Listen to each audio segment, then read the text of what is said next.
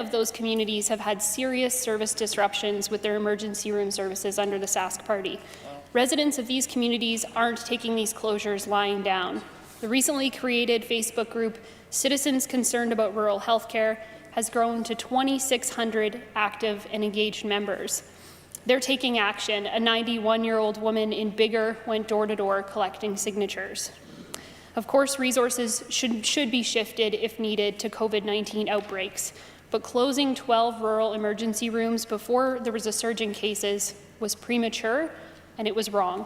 Saskatchewan people have done their part to flatten the curve, and we expect government to do their part too by putting people first and ensuring we've got access to health care that's there when we need it.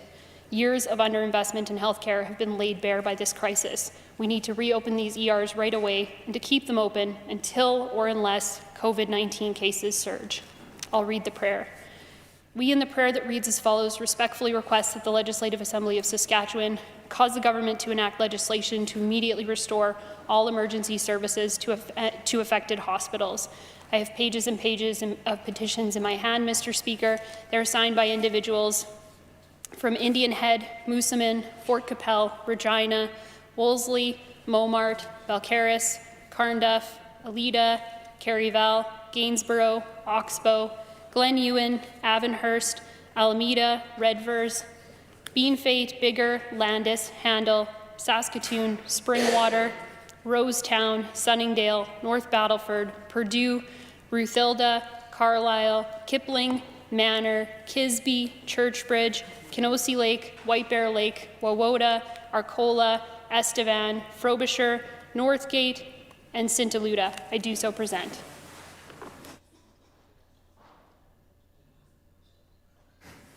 Reading and receiving petitions. Statements by members.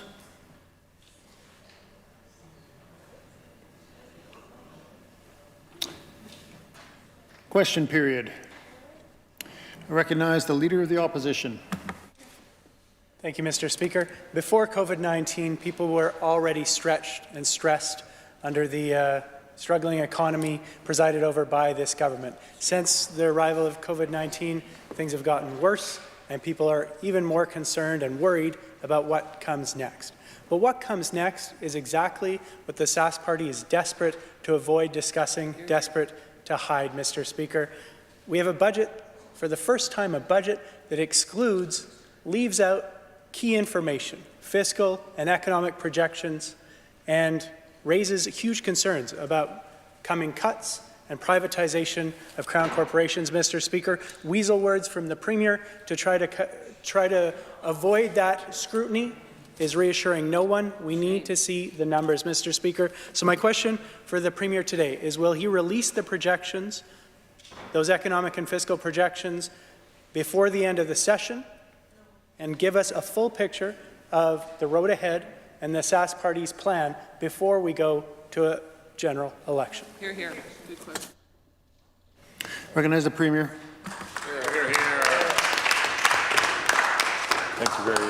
Thank you very much, Mr. Speaker. As the Finance Minister indicated yesterday, we're very proud to be the first jurisdiction in Canada to come forward with a full accounting for how we have responded to the COVID-19 pandemic from a healthcare perspective, but also a full accounting of how that response has impacted the finances here in the province of Saskatchewan, both on the expense side as well as on the revenue side. Mr. Speaker, we see no other jurisdiction coming forward with their budget. We see the federal government saying they may have some type of a snapshot here at some point in the future, but no other jurisdiction has come forward with a full accounting, Mr. Speaker, of the provincial finances and how the COVID-19 response has impacted those finances aside from this province, Mr. Speaker. Mr. Speaker, I think it's also incumbent on us to identify and to identify that we are doing quite well in this province when it comes to that financial impact, and more importantly, the impact to the economy here in Saskatchewan. As the Toronto Dominion has revised its outlook over the course of the next year for this province, Mr. Speaker, they've improved our outlook by 2 percentage points, Mr. Speaker. We have done very well when it comes to the COVID-19 infection rates that we have in this province, Mr. Speaker. We've done very well with respect to, yes, there has been an impact on our economy here in the province, but it's been less than other areas of Canada, Mr. Speaker, and I look forward to being able to say we will be doing very well in the economic recovery in Saskatchewan. Just a word of caution. Weasel words has been ruled unparliamentary in the past. So, recognize the Leader of the Opposition. Thank you, Mr. Speaker. The Finance Minister has repeatedly claimed that her government will balance the budget in 3 to 4 years, Mr. Speaker. That's a very convenient time frame, as that's exactly the time frame for which this government has left out key information, Mr. Speaker, deliberately left out of their cut and paste budget. We know the Sask Party doesn't like seeing movies made in Saskatchewan, but Saskatchewan people have seen this movie before. We know the Sask Party playbook. When they get into trouble, when they don't tell us what their plans actually are, when they wait until after an election, that's when we see cuts to healthcare and education. That's when we see privatization of our crowns, Mr. Speaker. We heard the big resounding no from the Finance Minister when asked about these projections, Mr. Speaker. Why did the Premier direct the Finance Minister to leave this standard information out of the budget? And will he reveal those numbers now? Will he commit to bringing those forward before the end of the session? If not, what is he trying to hide from Saskatchewan people? Here, here. Good question. Recognize the Premier. Mr. Speaker. There's absolutely nothing that is left out of this budget, Mr. Speaker. This is the only budget that has been introduced. It's been the only budget that has been introduced post-COVID response, Mr. Speaker, in the nation of Canada. We're very proud to be the first that is moving forward, Mr. Speaker. What is included in this budget is a 5% lift to our healthcare budget. Mr. Speaker, what is included in this budget is a 2.4% lift to our education budget, Mr. Speaker. Mr. Speaker, we're building schools and communities right across this province, more of those announced today, as well as renovating and adding to the schools that are currently operating, Mr. Speaker. What is in this budget is a 4% lift to our communities most vulnerable, to the social services budget here in the province, Mr. Speaker.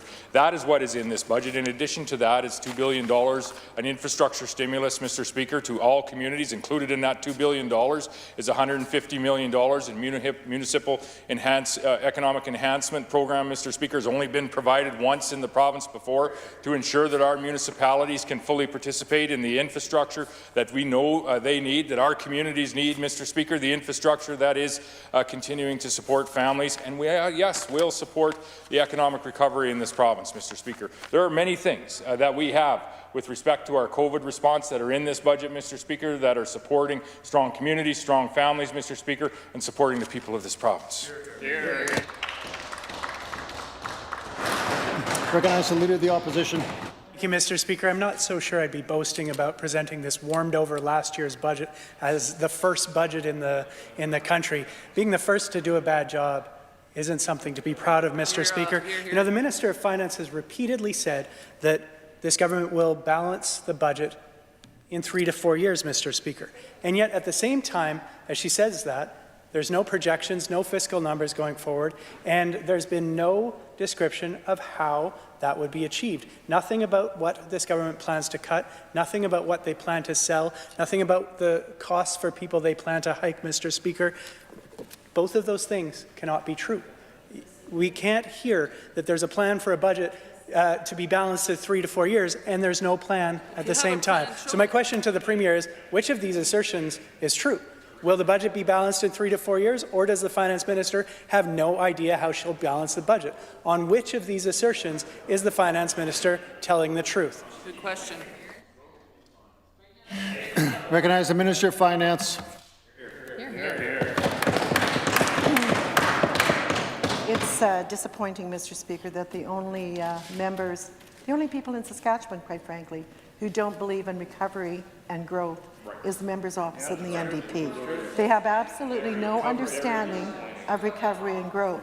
The TD Bank believes Saskatchewan can recover and growth, and he should read that report today because it says the province has enjoyed an edge of relative to most other provinces. Saskatchewan has suffered a smaller drop in employment and hours worked during the pandemic and currently has the lowest unemployment rate outside of Manitoba. Saskatchewan's relative diversity commodity sector has shown its mettle in recent months.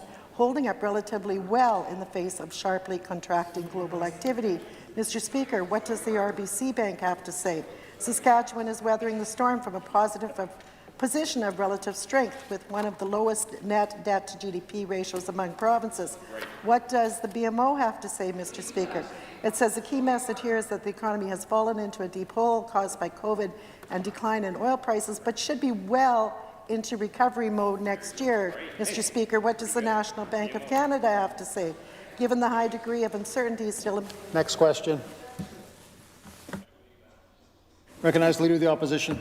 Mr. Speaker, Saskatchewan people have stepped up in incredible ways in recent months. At great personal hardship, they've done the work to flatten the curve, and they deserve better from this government. They deserve better than a finance minister who says, oh, we'll start talking about what she describes as the tough budget decisions. We'll start talking about that after the election, Mr. Speaker.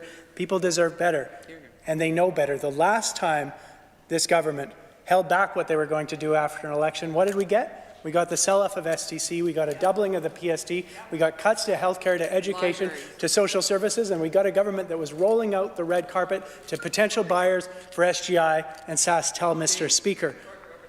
We've heard these sunny numbers now. Apparently, the finance minister wants to look into the future now. So let's look into the future. Will this finance minister, will this premier commit to tabling these projections by the end of this session? Will the Premier commit to tabling these numbers by the end of the session, or is he admitting that he doesn't want people to see those numbers, that he doesn't want people to know what he's hiding about his future plans? Here, here. Recognize the Minister of Finance. Mr. Speaker, what the people of Saskatchewan want and deserve is a government that believes in the people of Saskatchewan, a government that believes in the province of Saskatchewan, a government that believes in recovery and growth. And they are not going to be sucked in with the fear and smear campaign of the members opposite, Mr. Speaker. There is no province giving those projections. There isn't a national government giving those projections. There's too much uncertainty. We're still in a pandemic, Mr. Speaker. There's too much unpredictability. There is no playbook for this, Mr. Speaker, and province after province will tell him that if he would just take the time to listen or read economic reports, Mr. Speaker. We don't know the spending habits of our citizens as we reopen. Mr. Speaker, we have not completely reopened. We don't know the default rates on deferred revenue, such as the utility bills. Mr. Speaker, we don't know the oil industry recovery rate. We do not know. We do not have enough data available, Mr. Speaker, and we don't know the global recovery rate. We cannot give those projections yet. Here, here. Recognize the member for Saskatoon Fairview. Mr. Speaker, last fall, Life Labs was hacked, and more than 93,000 Saskatchewan people had their personal health information breached.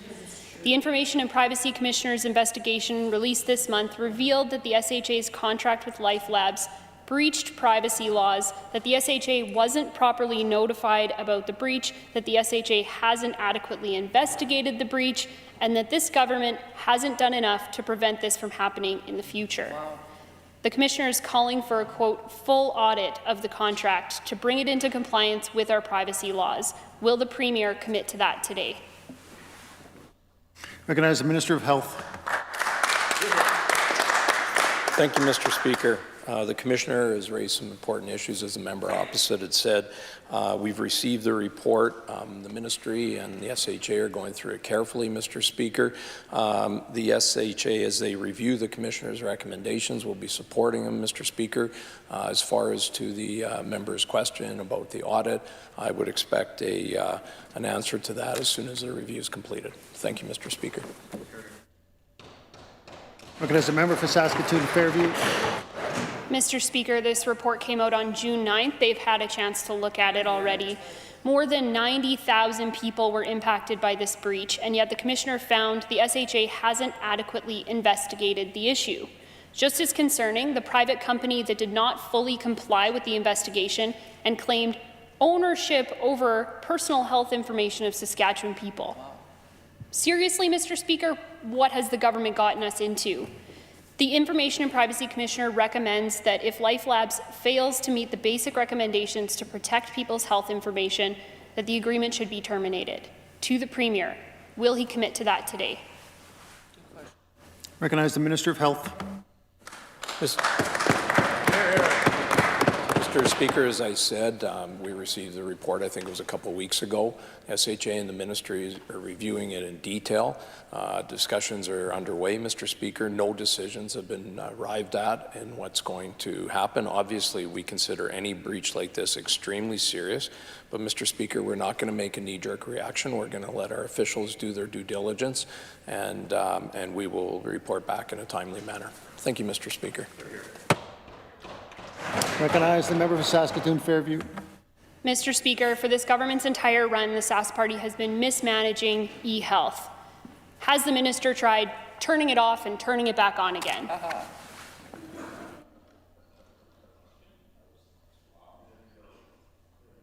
Recognize the Minister of Health. Well, Mr. Speaker, we actually take the issues at eHealth very seriously, I guess unlike the members opposite. Mr. Speaker, there's been a number of issues at eHealth. Mr. Speaker, I had a conversation this morning with the board chair about the auditor's report, Mr. Speaker. We're doing everything we can to support them resource-wise, Mr. Speaker. We expect eHealth will take care of people's data as secure as possible, Mr. Speaker. And beyond that, Mr. Speaker, I'm not sure if there was actually a real question in there or if that was just flippant. Recognize the member for Saskatoon Fairview. Mr. Speaker, we've tried serious. We're looking for serious answers here. Today's e-health audit on security breaches and portable devices is just the latest on a massive list of problems that have cropped up under this minister's watch. He's overseen vendor-sponsored junkets to sporting events in the States, sole-sourced contracts and conflict of interest issues, and most recently, a malware attack that crept through eHealth's records for 17 days without being detected. eHealth doesn't know what personal information has been taken, who took it, or where it's being housed. It is outrageous, and this minister should be ashamed. Saskatchewan people have no reason to trust this government's ability to manage this file. Will the Premier call a full security and privacy investigation into eHealth today? Recognize the Minister of Health. Thank you, Mr. Speaker. As I said, I had a conversation on telephone this morning with the chair of the board of eHealth, who the board is meeting with eHealth today to go through the auditor's report. Mr. Speaker, obviously they're very concerned, as am I, as is our entire government, Mr. Speaker. The recommendations that the provincial auditor had made, I expect eHealth will take those very seriously and make every effort to implement them, the ones that haven't been so far, Mr. Speaker. And as far as the overall question that the member opposite has made in regards to security of people's data, personal information, Mr. Speaker, my expectation, the expectation of the government, is that eHealth will answer that challenge. It's important that people are relying on it and that they be a reliable source of IT for government, Mr. Speaker. We'll do everything within our power to ensure that that happens. Recognize the member for Saskatoon Fairview. Mr. Speaker, this failed experiment has now compromised thousands of Saskatchewan people's personal health information. Enough is enough. Saskatchewan people have funneled hundreds of millions of dollars into eHealth only to have the most sensitive details of their health records put at risk. This project has been a resounding failure under this government's watch. Will the minister admit this has been a failed experiment, and what's the plan to deal with it? Recognize the Minister of Health. Mr. Speaker, as I said, we take the provincial auditor's recommendations extremely seriously. It's our expectation that eHealth will meet those expectations and that they'll implement the provincial auditor's report, Mr. Speaker. As far as the malware attack, that's not unique to Saskatchewan or to government, Mr. Speaker. There's many organizations around the world that have suffered similar attacks. The important thing, Mr. Speaker, is that moving forward, that all possible security Devices are put in place, Mr. Speaker, to ensure that our citizens' data is protected. Mr. Speaker, as I said, I spoke to the chair of the board this morning. They recognize the seriousness of this situation. They're meeting with their senior management right now to ensure going forward that the provincial auditor's recommendations are implemented. Recognize the member for Prince Albert Northcote. The auditor reported the need for the Ministry of Social Services to consistently follow established policies to ensure that kids in foster homes get the care they need. Basic policies like home safety checks, obtaining criminal record declarations, and annual reviews of foster families are not being followed. Some homes are not getting the proper background checks until 14 months after being approved. Others haven't had criminal record checks in nearly 3 decades. How safe is this, Mr. Speaker? Does the Premier agree that by ignoring his policies, his own policies, he's letting vulnerable kids down? I recognize the Minister of Finance. Thank you, Mr. Speaker, and we want to thank the auditor for the great work that she does, as well as we want to thank our foster families and the number of our workers that work with these vulnerable families, Mr. Speaker. There is a number of steps that has been taken since we formed government to improve our children in care, but we know that there's always more improvement that can be done. This is a continuous improvement area within government that's of critical importance, and ultimately, number one, the safety of our children must be our first priority. So with that, Mr. Speaker, the officials have gone over those recommendations. They've implemented one fully, and they will be working on the others with the provincial auditor. Recognize the member for Prince Albert Northcote. This auditor's report shows that under this government's watch, the foster care system is putting children, 86% whom are Indigenous, at serious risk. The auditor said effectively monitoring the children's safety and providing support to foster families is crucial in contributing to the health and well-being of the children who are placed in foster care. But the government isn't doing that. Why isn't the government doing background checks on foster parents?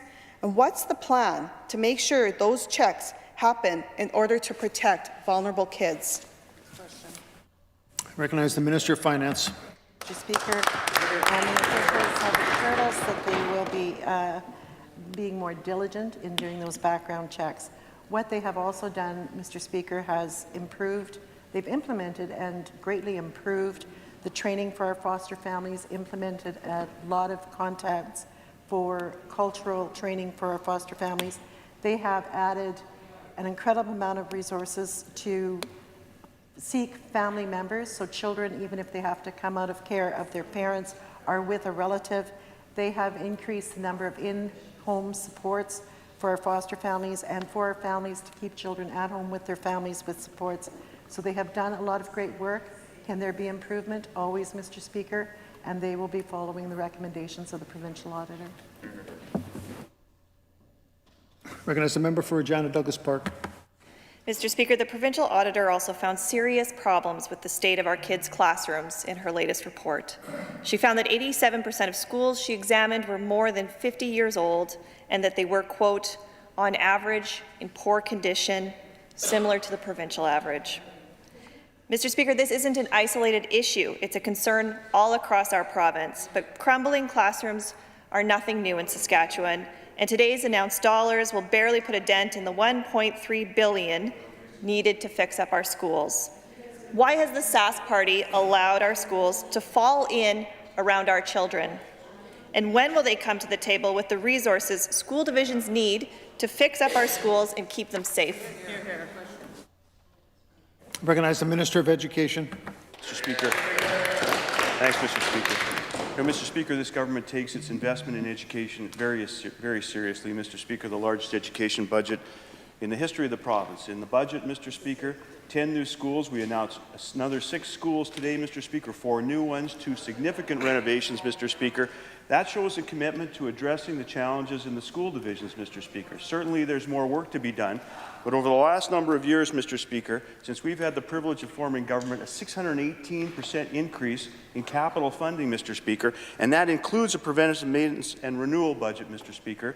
$45 million in the budget this year to help school divisions with preventative maintenance and renewal, Mr. Speaker, a program, Mr. Speaker, that wasn't in the budget when those people had the privilege of forming government, Mr. Speaker. So this government's commitment to public education on the capital side, Mr. Speaker, is well known, Mr. Speaker. Significant investments since we've had the privilege of forming government.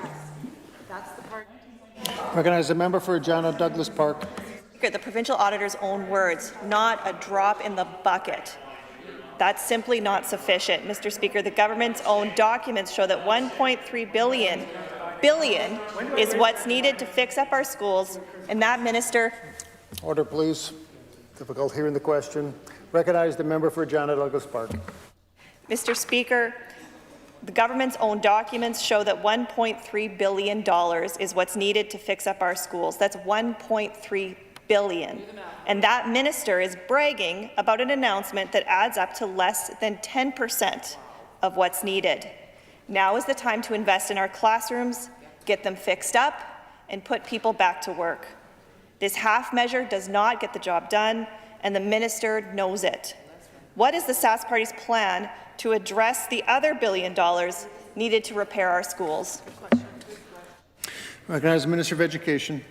Speaker, here's the reality, Mr. Speaker. Since we've had the privilege of forming government, Mr. over 12 years, 53 new schools, Mr. Speaker, and 26 significant renovations, Mr. Speaker, our record, $1.86 billion in capital investment, Mr. Speaker, by this government, Mr. Speaker, compared to the record that they had when they were in government, Mr. Speaker, over 16 years, $347 million, Mr. Speaker.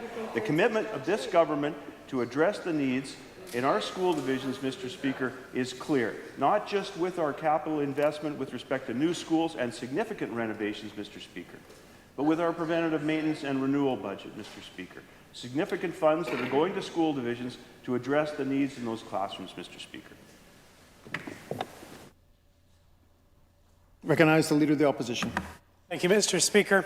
The question earlier, we've got a government that says they're going to balance the budget in 3 to 4 years, but is unwilling to give us any fiscal projections, unwilling to tell us how they plan to do so. So I ask again, is that the commitment from the Premier? If it is, what is he going to cut? What will he be selling off? What taxes will he be raising to do that? Or does he just expect people to trust him? Is he going to release those projections? Is he going to release his plans before the end of this session and before the election? Or does he just expect people to trust him? Because you know what? We know how that went before. People trusted Brad Wall. He said he wouldn't sell off the crowns.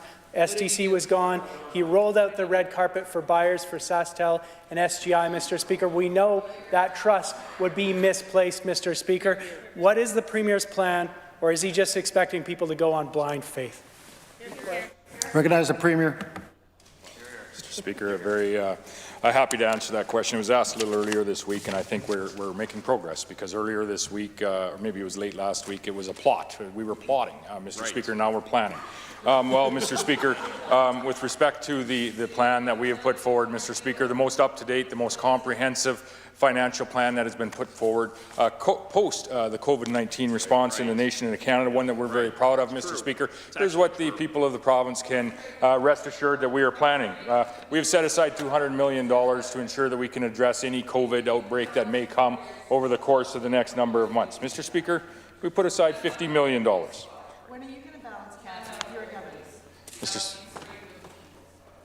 Mr. Speaker, we're going to be very straight with the people here today. We're going to talk about the $50 million for the small business emergency payment that went out to ensure that our small businesses that drive the economy in Saskatchewan, Mr. Speaker, have some operation funds over the course of the last number of months. A temporary wage supplement, Mr. Speaker, a program that we worked with and cost shared with the federal government. Our self-isolation support program, Mr. Speaker, so that people that may be feeling ill don't have to go to work and spread this virus, Mr. Speaker. $2 million there. We've invested heavily in Vito Intervac to find a cure, a vaccine to this virus, Mr. Speaker. We continue to invest in agriculture and energy, in the economy, in the economic drivers of our communities, Mr. Speaker. This is what the people of Saskatchewan can count on, is increases in health care and education and social services, and increases in investment right back into the community where they live.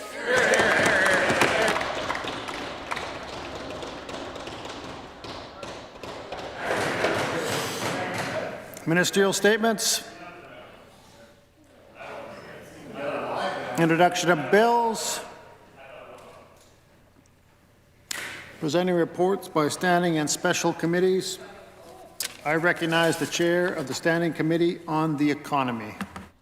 Mr. Speaker, I am instructed by the Standing Committee on the Economy to report Bill number 183, the Fisheries Saskatchewan Act 2019, without amendment. When shall this bill be considered committee in the whole on bills? I recognize the Minister of the Environment. I request leave to waive consideration committee of the whole on this bill and that the bill be now read the third time. Ministers requested leave to waive consideration committee of the whole on bill number 183 and that the bill be now read a third time. Is leave granted? The minister may proceed to move third reading. Mr. Speaker, I move that the bill be now read the third time and passed under its title. It is moved by the minister that bill number 183 be now read the third time, passed under its title. Assembly ready for the question. Pleasure of the Assembly to adopt the motion. Carried. Third reading of this bill. I recognize the chair of the Standing Committee on the Economy. Mr. Speaker, I am instructed by the Standing Committee on the Economy to report Bill number 184, the Fisheries Saskatchewan Consequential Amendments Act 2019, a bilingual bill without amendment. When shall this bill be considered committee of the whole on bills? I recognize the minister. I request leave to waive consideration in committee of the whole on this bill and that the bill be now read the third time. Ministers requested leave to waive consideration committee of the whole on bills, on bill number 184 and that the bill be now read a third time. Is leave granted? The minister may proceed to move third reading. I move that the bill be now read the third time and passed under its title. Been moved by the minister that bill number 184 be now read the third time, passed under its title. Assembly ready for the question. Pleasure of the Assembly to adopt the motion. Carried. Third reading of this bill.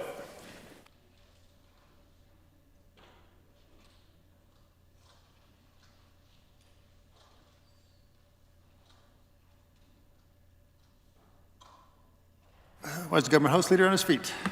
Thank you, Mr. Speaker. In order to facilitate the work of committee this afternoon and this evening, I move that this House do now adjourn. Government House Leader has moved the Assembly now adjourned. Pledge the Assembly to adopt his motion. Carried. This House stands adjourned until 1:30 p.m. tomorrow.